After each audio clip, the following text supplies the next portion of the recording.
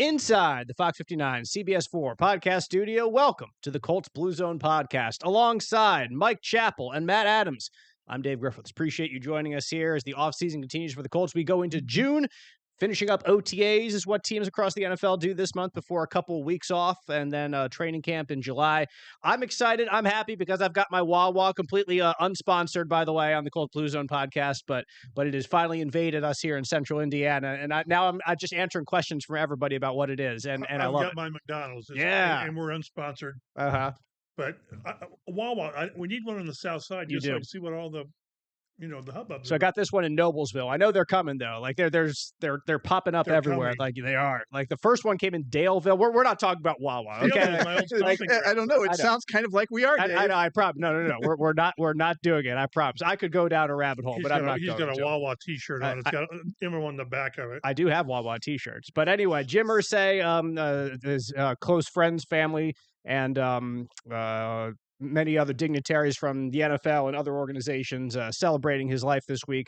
We'll talk some other odds and ends as well, and also kind of focus on veteran free agents that are still out there right now. As free agency never ends, guys. But we will start with the week after for Jim Ersce. You guys did a fantastic job when I was on the road covering Pacers Knicks there. Game another Pacers loss. I'm sorry about that. I couldn't bring it home. You are no longer allowed to go on the road for an important game. I'm not going on. I'm not doing any in the finals. So you'll be happy to hear that I'm stuck at home here for the NBA Finals, Pacers fans. But Jim Irsay, remember during this private ceremony, it was at St. Luke's United Methodist Church here in Central Indiana. Plenty of former players, his coaches, local officials, NFL officials, Roger Goodell, other team owners here for remembering Jim Irsay, spending time together. But this is still, Chap, we were talking about this just a minute ago, that it's still something that is kind of looming, is maybe a strong word, but it's also, I think, a fair word for how it is affecting the Colts franchise and our coverage of it now, based on how impactful obviously Irsay was to this team for decades. The most important aspect of being an owner, and Jimmy told me this a long time ago, is surround yourself with the right people. That's whether you're a good owner or not. And that always comes down to those 3 or 4 decisions you make as a group. He always talked about, was it like the steps of a chair, with owner, general manager, and quarterback. Mm-hmm. Do you have those in place? Well, around here, we consider Jim Irsay a great owner, primarily because of the 2000s. With the run they had with Peyton, well, you had Jim Irsay, you had Bill Polian, and you had Peyton Manning. Not bad. And the key is the general manager. It just is. Just go back and if it's not Bill Polian, if it's somebody else, and the decisions they make, as I've always said, if their first 2 first-round picks are not Peyton and Edgerrin, but Ryan Leaf and Ricky Williams, where are you? Probably Los Angeles. Mm-hmm. So that's what's so important. So yes, it's going to be critical how we see Carly take over, and in all due respect to the other 2 daughters, Carly will be the forefront of football operations. She just will. And Kaylin will she'll be involved. Both daughters, the other 2, Kaylin and Casey. But Kaylin will be more heavily involved in the community outreach. But this will be Carly running this, and she's been preparing, if that's the right word, for this. But it's going to be critical that she has the right people around her. And one of those is Pete Ward. Pete Ward is nobody's irreplaceable, but he's close. She needs to lean on him, Dan Emerson, the council, and the general manager. Right now it's Chris Ballard. If they have a good season, it'll be Chris Ballard going forward. If not, there will be a change. And it's all about, again, who you surround yourself with. There have probably been some very good owners that just can't get it right. Jerry Jones, for crying out loud. He's just not gotten back to where they need to be because of certain issues that have persistently hurt this team. And that's where the Colts are right now, like with quarterback. They've got to get this thing fixed. But I think that the daughters are as prepared as they can be to assume this, as their dad was when he became primary owner, sole owner in '97, the youngest owner. But you have to surround yourself with the right people, and then understand when is the right time to intervene and to say, well, this is my franchise. I can still think, and I can't give you the details, but 2 or 3 times when like a Bill Pulling wanted to do a personnel move, and Jim Irsay said, "Nah, we're not doing that." And I think it's important for the owner. It's his team. He always said that I'll allow my people to do things as long as they're not damaging my family or the brand, the horseshoe, which is really how it needs to be. If you don't trust the guy you have in place, what is he doing there? Right. So it'll be very, very important moving forward to get those people in place, which is why we've talked. It's so important for Anthony Richardson to be the guy. It just is. But I have confidence that the daughters are ready. It will depend on whether they've got the right people around them.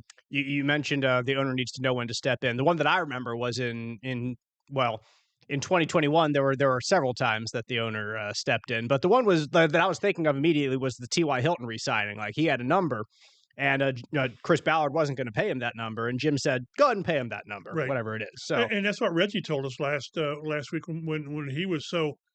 If anyone wants to understand the impact that Jim Ersce had with his players, go back and look at that a minute 30 of Reggie Wayne talking about that, because he said remember, he was going to be a free agent going into Andrew Luck's year, and they were talking about re-signing Pierre Garçon or Reggie Wayne, and the most sense was Pierre Garçon, younger, potential, and Reggie was 30-ish, whatever it was.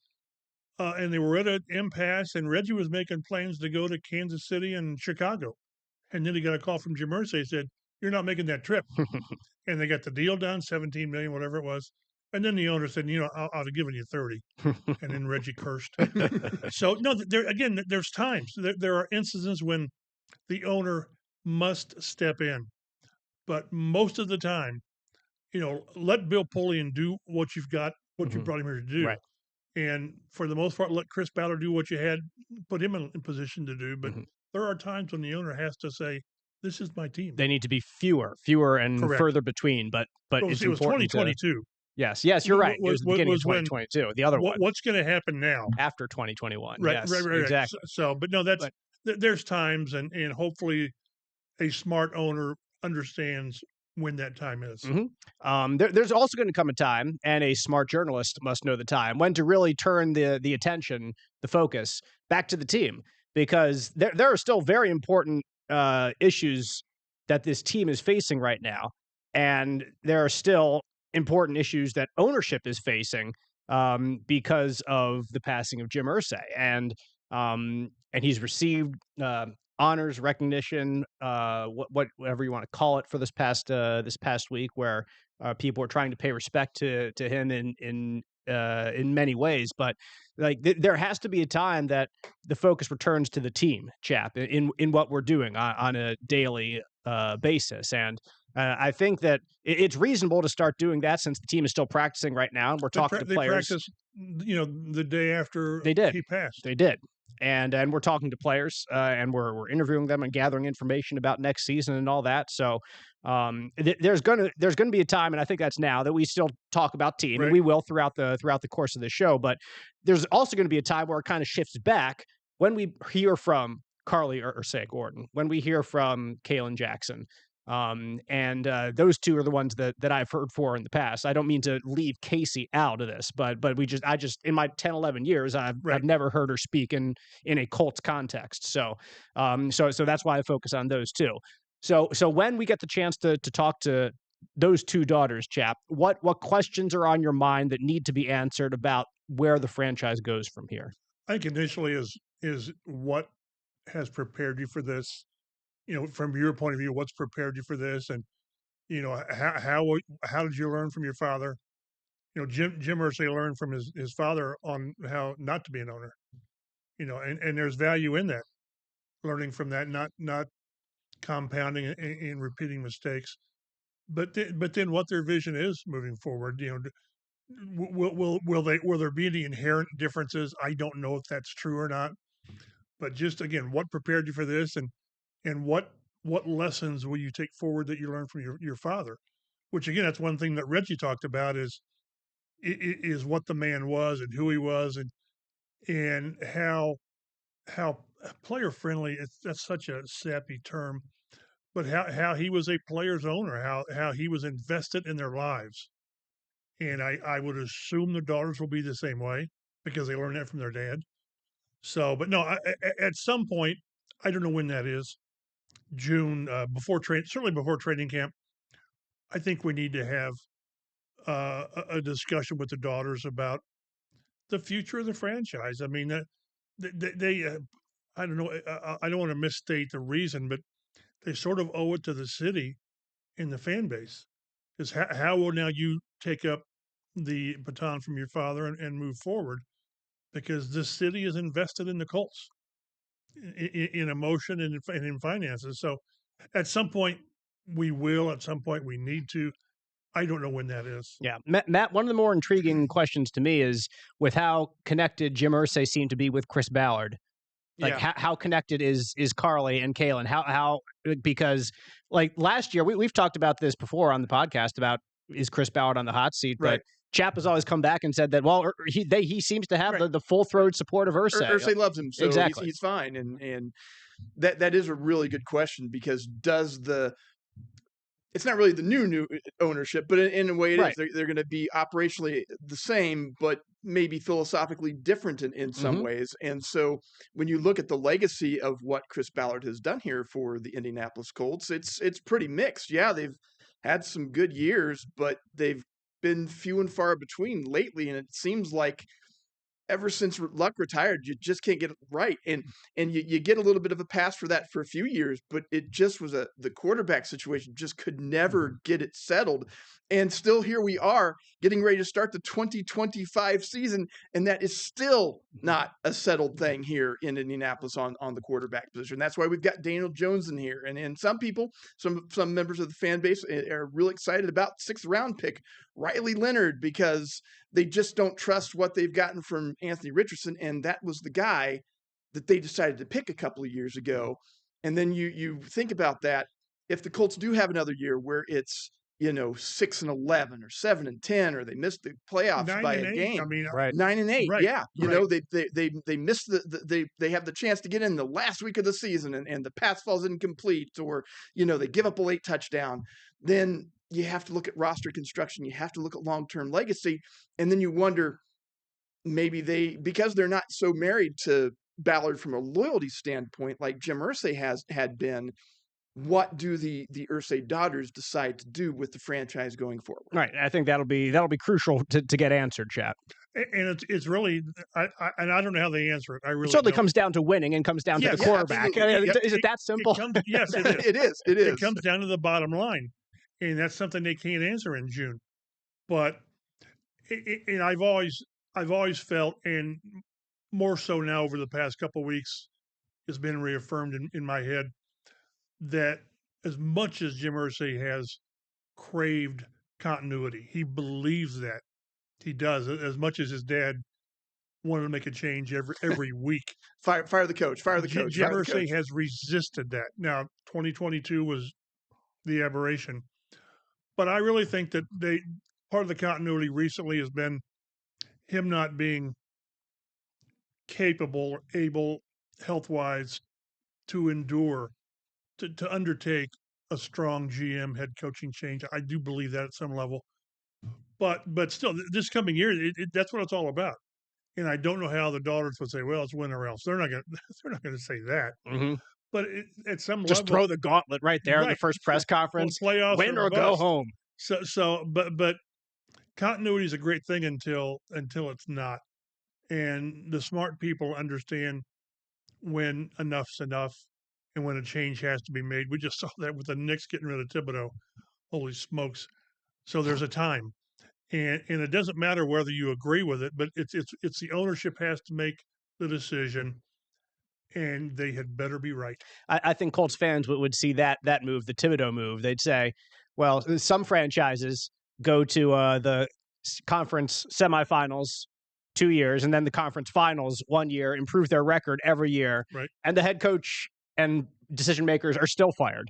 Right. Like people have been fired for a lot less than what has happened here. So he won almost as many games as the previous, I think, 7 or 8 Knicks coaches in the seasons that he was there. Just from a stupid basketball trivia type of thing, because it's sort of tangentially related to Indiana since the Pacers knocked the Knicks out of the playoffs. And so you see that, and Dave makes a good point.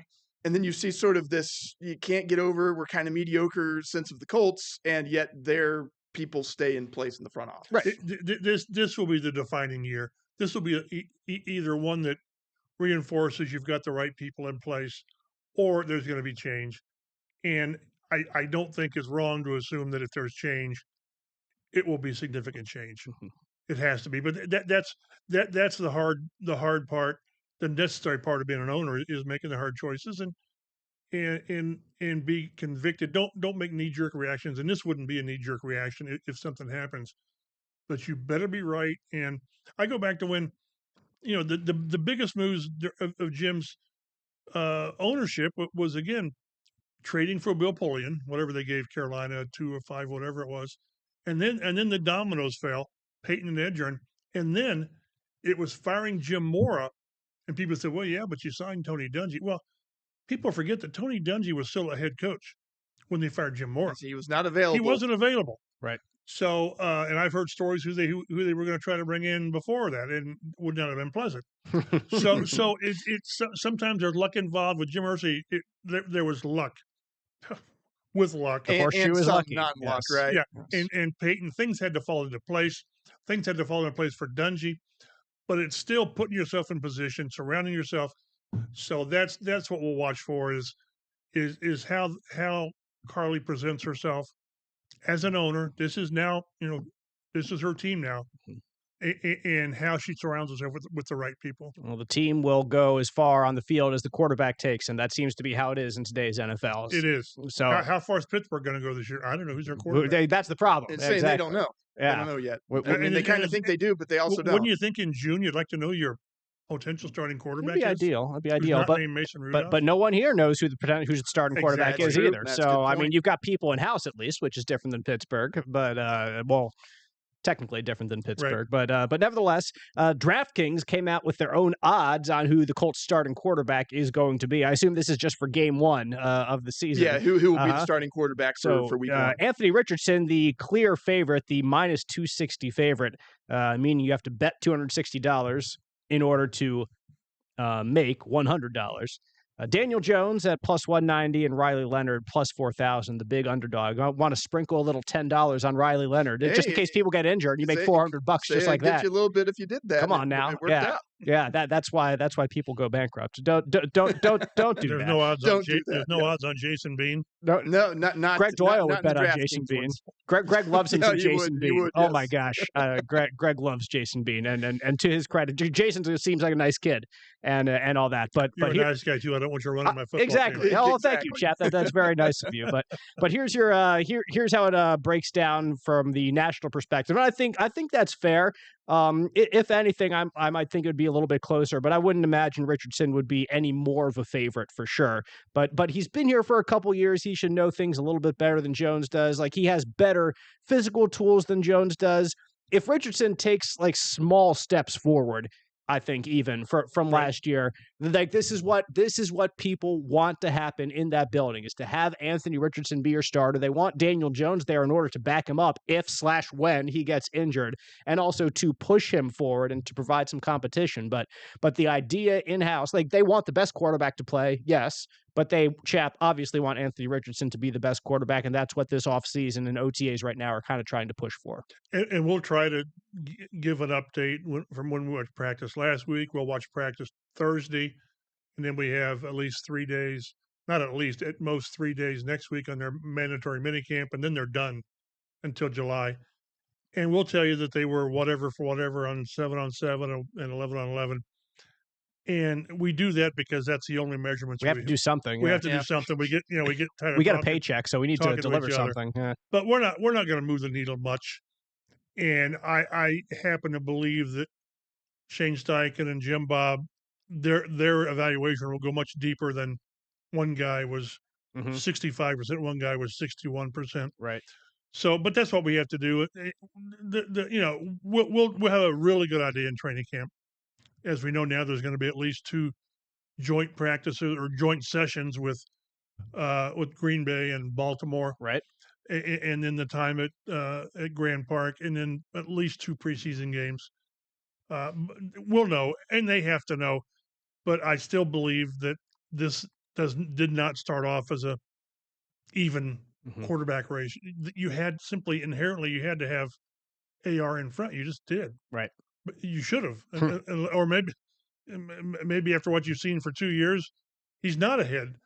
But so we'll do the best we can to give a picture where they are. But we're going to get nothing substantial from what we watched this week and next week. Yeah, I'm not making any grandiose predictions or conclusions based on this past week. I did like Tyler Warren. I thought that he looked like an NFL player, which is the most I want to go right now. Like, I'm not going to say anything more than that. The game wasn't too big for him. Yeah, exactly. Yeah, the field out there wasn't too big for him, and he looks big and he looks fast in next to NFL guys too, which is certainly encouraging. You like to see that right. Like your first round pick comes in and like you get him out there with everyone else and it's like, oh, that guy looks like he's about Dave's size instead of you don't want him to just sort of blend into the background with everybody else. He looked bigger in college. No, he looks fine out there. Like, he looked faster in college. No, he looks fine out there too. I remember when was Pittman drafted? 2020? 2020. Okay. Yeah.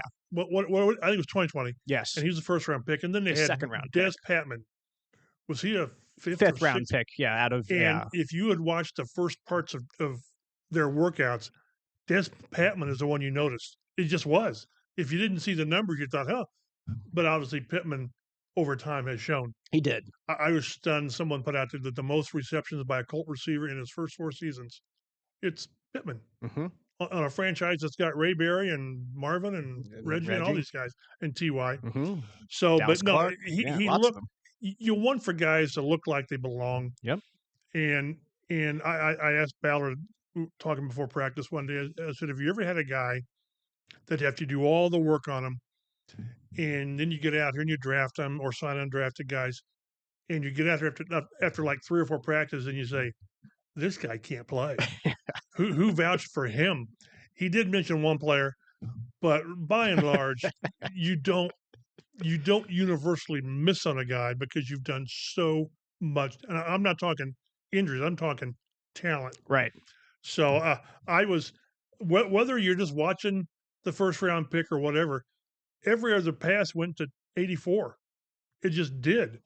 And it's crazy to say, and he caught the ball, but we've seen guys not catch it. We have. And he catches it with his hands. That's which is what you want to see. Which again sounds crazy, but no, it's not, because some guys catch it into their body. Into their body, yep. And things get away. So he reminds me of Reggie Wayne in that way. Reggie caught things with his hands. The ball seldom got to his body. So, it's one of those, well, at least they've got the right guy in by the initial eye test. So, but we'll see how it goes moving forward. And I'm encouraged by him because he looks like he could really be a difference maker. Wasn't it a Reggie Wayne story that, like, his first practice or two, like, he was dropping everything and Peyton, like, looked at either him or looked at Tony Dungy and was like, who is this guy that you got? Yeah. And then Reggie he took didn't off. drop him anymore. And because I'm telling you, after watching all the practices in the 2000s with Peyton and Reggie and Marvin and Dallas, the ball, I've learned to never use the word never. But the ball seldom hit the ground in practice. It just didn't. And that seems like a crazy thing, but when you're efficient in practice, you're efficient in games. But Reggie Wayne, and another tangential story is with Reggie catching everything. Remember they signed Darius Haywood-Bay from the Raiders at the time. Oh, yeah. He could run like the wind. The great speedster. Yes. But he couldn't catch. No. And Reggie's working at training camp. Reggie always worked, with the jugs machine, 100 catches after practice. And then he started getting Darius Haywood-Bay out there doing it. And at some point, it's like, Shaquille Leonard can't shoot free throws. At some point, this is who you are. And Darius never got better at it. And he turned into a pretty good special teams player. Right. But not a receiver. So I think with having these guys work the way they do, and seeing what Tyler Warren has done initially, and having these guys as models is because Reggie doesn't work with tight ends, but I was very encouraged by what I saw, and hopefully we'll be moving forward. Need to get the ball to him. And Pro Football Focus lists Anthony Richardson right now as a tier 6 quarterback. Matt was doing some deep dive. How many tiers are there? Digging. 6. Yeah, boy. Who's just ahead of him? Joe Flacco. Joe Flacco For the Browns. Ahead of him? Yeah. Ahead of just a few spots. Tier 6 they label as low-end starters and not long-term options, by the way. So he hasn't done anything to prove that he's a long-term option the bar yet. is low. Yes, exactly. So it should be. Exactly. Need to do a little bit better than that. It would help to have some good weapons on the outside. It seems like the one player took a step in that direction last year, and that was Alec Pierce, who we spoke to recently here throughout the offseason. Pierce had 37 catches, which you look at that number, and you're like, that's not that much. But look at the yards, man. For 824 yards and 7 touchdowns last season. So big plays, game-changing plays, points-scoring plays, averaging 22.3 yards per catch, which led the NFL last year, all of them career highs in yardage, touchdowns, average yards per catch. Pierce keeps telling us, like, every year he wants to work on his underneath routes, on his intermediate routes, which you get. But you can never lose the exceptional ability he has on the deep ball. Yes, it'd be great to be better at those underneath routes, no doubt. Like, I think Alec would like to see his average go down because there's going to be the opportunity to get some of those, exactly, like get volume and get shorter receptions in there to be used in a more complete way as a more complete receiver, quote unquote. If you're watching us here on Fox 59 now or on YouTube, you see me doing the air quotes right now. But Pierce proved last year that he had another gear in him that we saw from his first couple years, and now with Chap with 1 year left on his contract, and with how wide receivers are being paid across the NFL, this could be a money making year for Alec Pierce. If he has a decent year, whatever that is, he will get paid. And I'm not talking. If it's the same as last year, he'd get paid big. A team like a Kansas City, that's what they look for. And Matt just goes, so dangerous just to think about it. And I've been told that people in the league think he's going to get paid big time. I mean, we see what the receiver salaries are doing now. So I think they've got not a problem, but an issue with Pierce, and that you know what he can do, and you don't want to mess with that. And you've got other pieces in place around him that includes him with what Michael Pittman's his strengths are and what Josh Downs' strengths are underneath and all that. So you don't, schematically, maybe you don't need Pierce to be that underneath guy, but you want that to be part of his game. So you need to expand his game to those without diminishing the deep ball, because Shane Steichen is still all about explosive plays. They are. And I do think one of the things that hurt this team last year was the initial deep ball success they had, to where, remember the throws that Richardson made was against Houston. Very first game against Houston. Yeah. Everybody was going cuckoo for Cocoa Puffs over that throw. And never mind the fact that he completed 47% all season. So but I think he's poised. He's stronger than maybe he looks. He's got speed, and they've done a really good job of tiering their receivers as far as years in the system. Pitt, and then Pierce, and then Downs, and then Mitchell. So they're sort of stair-step the way you want them to be. And it's going to be very interesting to see if indeed Pierce is going to break the bank, so to speak, if the Colts will be the team there to help him break the bank. Because you've also got to pay Bernhard Ryman. And that's going to be pretty expensive, too. That's going to be expensive as well. I realize that Ryman sort of come from further back. From starting at left tackle, in college, the last couple of years in college, after being a tight end or whatever it was, and growing into the position. But if you don't have a left tackle, you can't play as an offense. You just can't. Right. So they got some. These are good problems to have.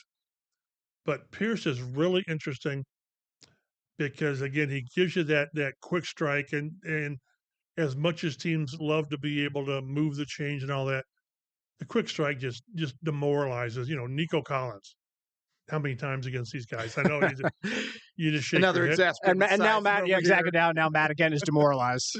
So, but that's what he brings. And again, this is a really, really good group, a collection. I like the depth. I like what each guy brings. So it's gonna be interesting how they expand Alec's game. Yeah. Without diminishing his strength. Right. I was thinking about a question. Who do you think is more likely to be re-signed this offseason, Bernhard Ryman or Alec Pierce? But like, I think that Ryman is almost for sure like gonna be re-signed. I think that's almost like when you get the left tackle, man. Yeah, you feel like it's going. You that can't way. go back because to square one when you don't have the left tackle. Exactly. And I don't say you can muddle around at receiver because that impedes your offense, but we've seen how the lack of a left tackle just paralyzes your offense. But I think your point that how Shane Steichen truly values the big play might even put Alec Pierce in the Colts are going to re-sign him territory to me. Like I think he's like right there. And of course, I think with both of them, it kind of depends on how the season goes. But I think Ryman has done enough to prove that he's a left tackle in this league, and the Colts are going to have to pay the number that he commands. Pierce, I just think, has the ability to, like you said earlier, kind of explode his value this year, and that's what could be the one thing that would price him out of the Colts range. Unless, again, if things go well this year and you make the advancements as a team and you look like you're going to really be something, then all of a sudden maybe Pierce's value goes up. Mm-hmm. I almost think you have to re-sign Bernie regardless. Yeah, this could be a franchise tag scenario. I think for one of the two. Right, which is not ideal. No, it's not. It's there for a reason. Exactly. Completely. But again, those are problems, but they're good problems to have. They are, for sure. No doubt about it. So we will keep our eye on Alec Pierce and hope that a quarterback can adequately get him the ball. And I did notice in practice last week when I wasn't seeing the ball being funneled to number 84, there were plays where Pierce was getting the ball over the middle. Mm-hmm. And with his speed, hit him in stride and let him run away from the DB or whatever. And, it's not a 60-yard bomb, but it's a catch and run, which that's what he can do as well. He might be more lethal on that than maybe a Downs would be, just because of the sheer speed. Yeah, especially if you can win those matchups off the line of scrimmage. Use some of that sort of that sneaky strength and that quickness. Mm-hmm. That could be a very potent weapon for the Colts if they could get that consistently. I'm eager to see what he can do here in his fourth year, in his final year of his rookie contract. You are watching the Colts Blue Zone podcast on Fox 59 now. And we will do something. We will move toward talking about free agency a bit right now. One player in the Colts rookie class still unsigned is JT Tuimoloau. You're welcome, chap. Tuimoloau.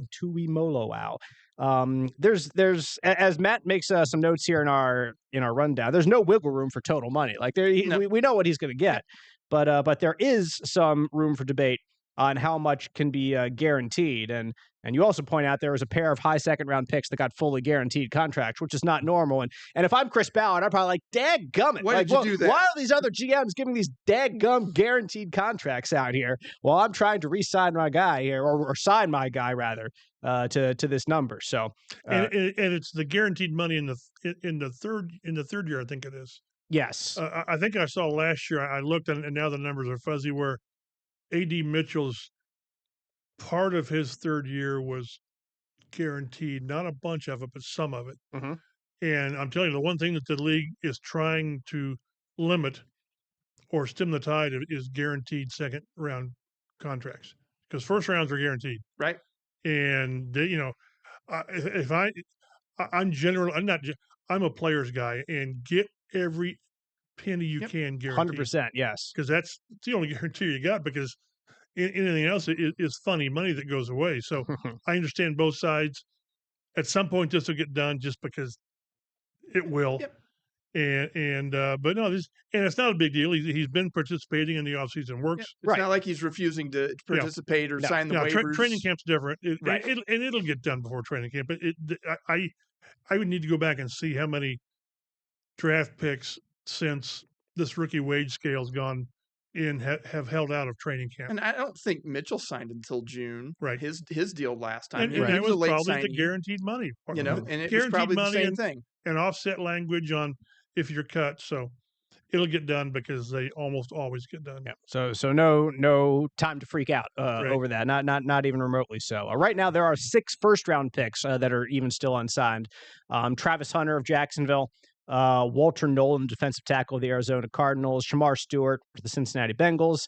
That's still interesting with the Trey Hendrickson deal there in Cincinnati. Stewart has not participated. Yeah, he didn't show up. I'd like to know about these other guys. Normally, again, they're not signed, but they participate. Right. He had a problem. They had a problem with didn't want to sign the injury waiver or whatever. Correct. So he's not been an entity for the Bengals in this offseason so far. Yeah. I actually just got an alert on my phone that was a potential. No, it's a potential. So this is a proposed Trey Hendrickson trade deal, and the offer. Our boy Jeremy Fowler gives from ESPN gives an Indianapolis Colts offer for Trey Hendrickson. Colts get Trey Hendrickson. The Bengals get a 2026 second-round pick and a 2027 fifth-round pick. And I know Colts fans will see that and they'll be like, yes, sign me up. Yeah. And the problem is signing him up to a $30 million He's a getting year up there deal. in age. I doesn't mean he can't be productive, right? But then you start to get injury risk, and can you play as many games as you're used to playing, and all that sort of stuff too. You have to consider on top of that huge salary that you're going to get a premium pass rusher. Yeah, he makes a point. Fowler does, which is correct here. That it's clear the Bengals are not getting a first round pick for Hendrickson, or else a deal would be done right now. That would have been done before the draft. Exactly. Right. So that's not happening. The only way that something like that could happen would be if somebody loses an edge rusher before the season and thinks they are an edge rusher away from. We've got to do it now. We get desperate. We throw a first round pick in there. I've seen some other proposed trades. Obviously, the Colts are always a hot commodity in the Hendrickson trade market, at least in the the content creation mode of things. Because their defensive coordinator used to coach, Hendrickson at Cincinnati. Right. Makes a ton of sense, yeah. But some of the other offers that I had seen had the Colts swapping Kwity Paye over there because then that gives the Bengals a young pass rusher. But then they're going to run into the same issue that they have with Hendrickson. Now, Paye is not going to want the contract that Hendrickson's going to command, but it's still going to be, if you want to keep the guy and not make that a wasted trade, then you're going to have to sign him to a long-term deal that's going to include quite a bit of money. Yeah, for sure. I just saw the story. This is a proposed. Right. This is his proposals.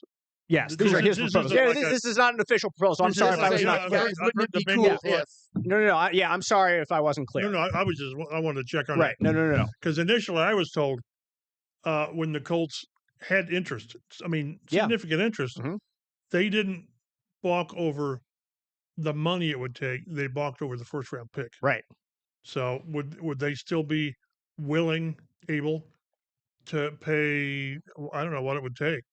It would take $40 million minimum guaranteed, however long it would make the contract. And one thing, I think they're right now $20 million under the cap, which means something, but not really. It's very deceptive, right? Because they can address 4, 5, 6 contracts. I'm not talking cutting players. I'm talking moving money around. Right. They can do. We'll get to some things we want them to do, possibly in free agency going forward. They can do it.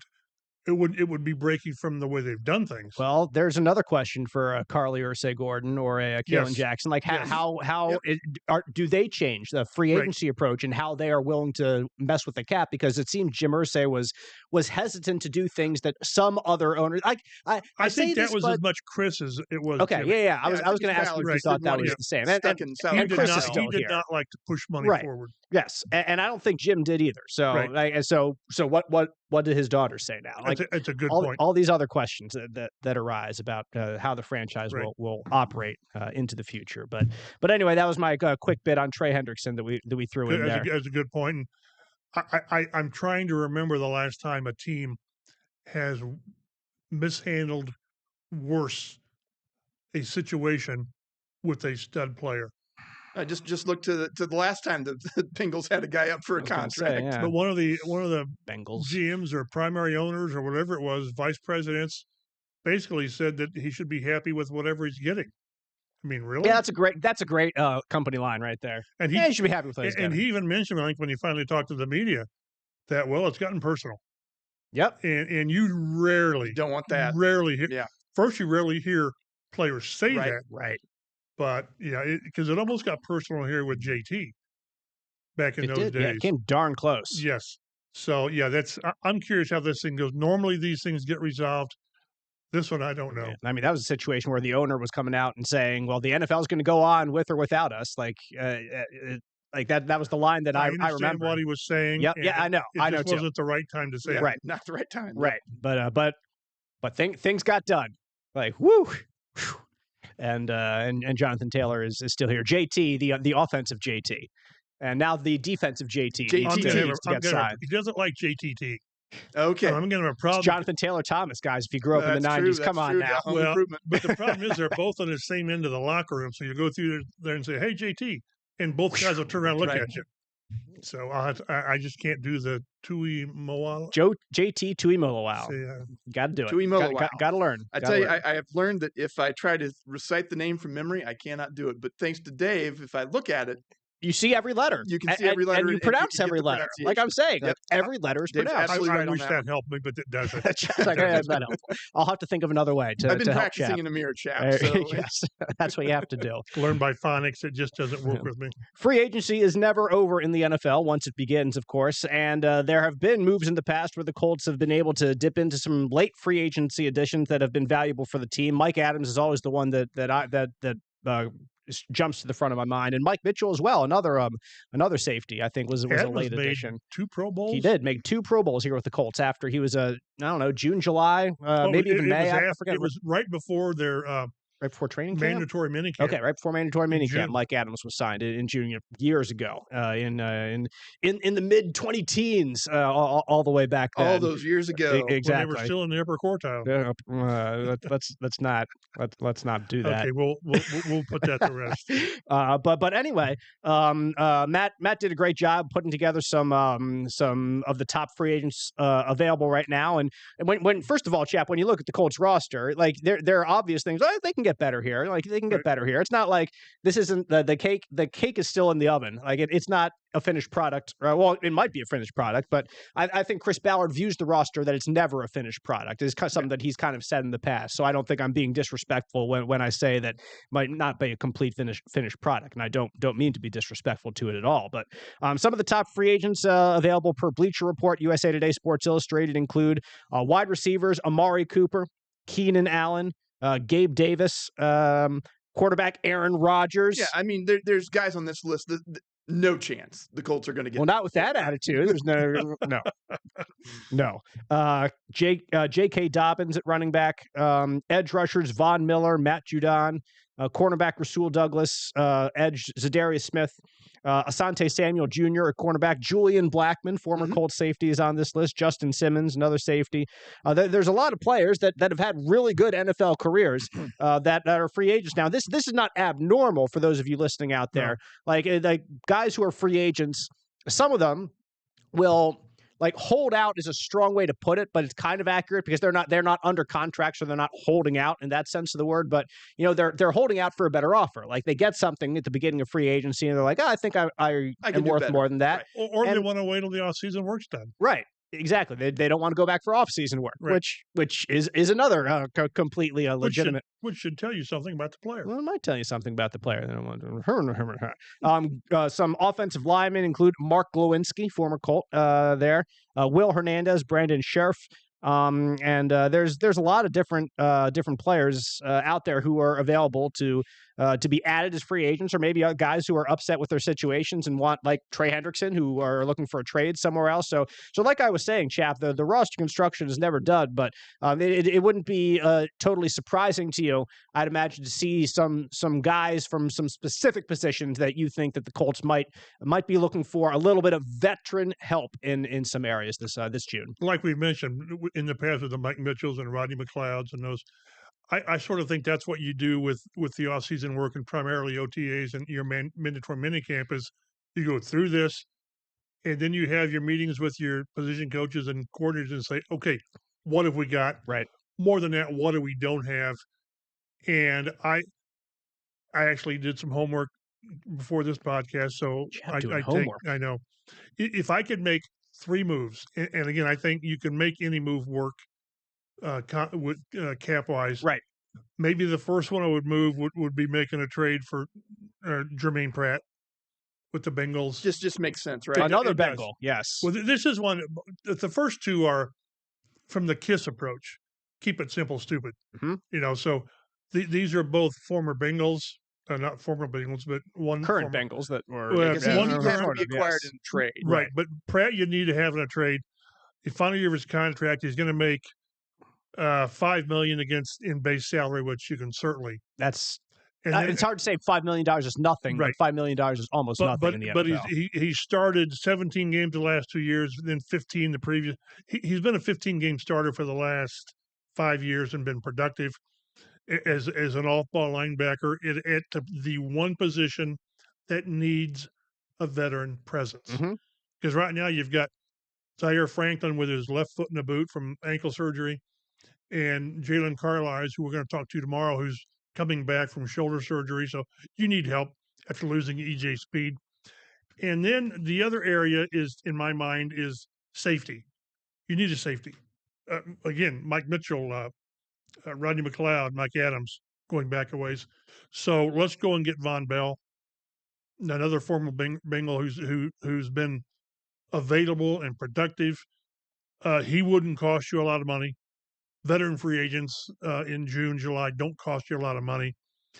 And the third one, and this is if I've got to make three moves, I would try to make a trade for Michael Mayer, the tight end from the Raiders. Okay, yeah, no, I like that. You're getting him under his rookie contract 2 years ago, with the Raiders having gone and invested heavily into Brock Bowers, which would make you think that when Mayer's contract comes up, they're not going to reinvest big in him. I doubt that the Raiders would give him up. You don't give up good players. But I think if in my mind, linebacker is the thinnest position on this roster, tight end might be second most, even with bringing in Tyler Warren, because there's not a lot of other proven commodities there in the room. And it's hard to know how you want to characterize Mo Ali Cox because he's got value. He just does. But in my mind, not as your second tight end. Right. So I would make those three and feel a whole lot better about where this roster is. I think tight end is a smart addition to looking for a position here, because I think the average Colts fan might look at the roster and say, hey, they drafted Tyler Warren, exactly. And why would they need a tight end? You drafted Drew Ogletree, you drafted Jelani Woods, and you drafted Mallory Will Mallory. Right. Well, yeah, we're still waiting. Like I think having a veteran, I don't mean to disrespect Mo Ali Cox here, but a guy who has been maybe more in Tyler Warren's shoes would be valuable. And Michael Mayer, be productive in your passing game, kind of fits in that mold, and a guy who had high expectations as a receiver. And Mo never has that. Like it's different. Like I was thinking of dadgummit, and I just forgot the guy's name. There is Mercedes Lewis is the one I was thinking of. Oh, okay, yeah. Who is a free agent right now. And he's like 41 years old. He's played 20 years. Exactly. Like if you want a veteran, you don't get much more veteran than that. Exactly, right? It's true. And he was a guy. He was a high draft pick himself back in the day. So he could impart some wisdom on, I think, Tyler Warren. Tyler seems like he's got a good head on his shoulders. I don't mean to say that he needs to be set on the straight and narrow by a veteran addition, but that was just a name that I thought of, and I think Michael Mayer is a completely reasonable addition there as well. But like the positions of safety and off-ball linebacker and tight end were the exact same positions, and if anywhere else, it would be guard. Because you look at the guard position right now, and you have Matt Gonzalez starting in the middle. And if you had any veteran like leadership, or you wanted to bring in a veteran at this point of the year, like other teams could bring in a guy like Danny Pinter and call him a veteran. And he is. Like Danny Pinter he's gone through his entire rookie contract. He's started games in the NFL. He's performed relatively well in the NFL. And he's kind of one of your backups there in the interior, whether it's center or guard or whatever. So if you wanted to get someone, it wouldn't be just like a Danny Pinter who's started some games and has is like 26, 27 years old. It would be a guy like a Brandon Scherf, who has been a Pro Bowl performer and is up in his middle 30s. Like that like because if you're adding somebody like Danny Pinter, well, you already have Danny Pinter on the roster. So like, and I'm not sure Scherf is going to be one who would want to come to Indianapolis, because he's probably going to be someone who's going to want to start, right? Yeah. And it's pretty clear, you've got Glowinski's kind of left guard. You're not going to start there. Yeah. Could he beat out Gonzalez there at right guard? Perhaps, but I'm not sure if that's his natural position, if he's a guy who can move around the line or whatever. But, if you're looking for it, that's probably best of market right now. But then you look at safety as well, Chap, and like the Colts signed Will Bynum. There's another position that you already have a signing. Cam Bynum. Will Bynum. Somebody's like there was a guy I think who was like a basketball player at Montana State named Will Bynum or something like that. Because I remember Will from back in my day. It's weird what.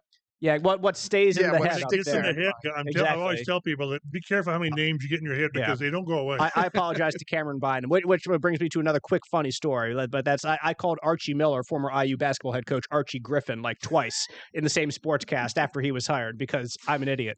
But nevertheless, with the 2 Heisman trophies. Yeah, exactly. Yeah, that was fresh in my mind for some reason. They sent him to the Blue Zone podcast. Exactly. Now I'm here on the Colts Blue Zone podcast, but it's Cameron Bynum, and then so you like Cameron Bynum as a guy who's, you like Nick Cross, and you like Nick Cross over there, but who are your backups there right now? Like you have Rodney Thomas, who has started in the NFL, but he lost his starting position twice. Exactly. And then you have Daniel Scott, who has been injured his first 2 years. He's had two significant Achilles and injuries. And a knee. So you have and a knee. So you have one guy with no experience who you kind of like, but another guy with experience that you didn't like enough to play. So it makes sense that would be a position that they would be looking at right now. And I mentioned to someone out there about, Julian Blackmon's still out there. Julian Blackmon is still out there. And I just sort of got a head nod. Just a back and forth head side nod? to side. Yeah. And I don't know whether Julian would be a good fit to come back here, knowing you're going to be a backup after the way it's going. Because he's played well here. He's played really some good football here. But I just don't think. I never thought that him coming back or EJ Speed coming back would work, right? Just because of the situation. Yeah, it's kind of funny when you're trawling through trying to find stuff, you come across Pro Football Focus a lot, and thanks for those guys. They're going to help us out during the summer when we're in a dead period. Yep. But they did their top 32 safeties rankings in the NFL, and interestingly, Bynum was not on that list, but both Julian Blackmon and Nick Cross were on that list, which I was like, okay, but that's just interesting. They said Nick Cross had a really nice season for Indy, really good run support and that sort of thing, played the most snaps he's ever played. And then, Blackmon's a playmaker, and, he stayed healthy and all that stuff for the Colts last season, kind of. Right. So just interesting to me. I'll say this about Blackmon, like to his credit, like the Colts kind of shuffled him around a little bit from free safety, strong safety, free safety, strong safety. And he talked about it. Like he never like threw a fit about it. Like you never got that sense from him. By the way, But exactly. But he did point it out to make sure we knew about it. We went to free. We were going to be strong. Then we were going to be free, and just all over. And he seemed like a good locker room guy. He's always been a great interview when I go to him in the locker room. Like I wish him well wherever he goes, and I wish him a position that he wants. Because I think that'll enable him to show that he's a pretty capable safety and can play in the NFL when given the opportunity to stay in his dang position and not move around for the sake of the team. How teams value players who can move around, but it's at some level it's detrimental to that player. They really value backups that can move around, I think. More so. You know what I mean? They don't move Quentin around. Exactly. No, Quentin stays there. Right. Like the guys that can move around that start or star are few and far between. Like Troy Polamalu, it comes to mind. Like he could play anything. Like he could play safety, he could play linebacker, he could play wherever the heck he wants on the field. And Travis Hunter, an idea right now. Like he'll move around. He'll be cornerback. He'll be wide receiver. He'll probably have some different roles in those. But those are unicorn guys. Like you love to have those guys. But usually when you're talking about guys that can move around, then it's not the best situation for them specifically. It might be good for your team to have that backup, but not always for them. So I think that'll bring a conclusion to our discussion for today. For Matt and Chap, I'm Dave. Really appreciate you listening. You can subscribe online, get us delivered to your podcast listening device as soon as it drops. Also, watch us on Fox 59 Now on YouTube. We'll see you next week on the Colts Blue Zone podcast.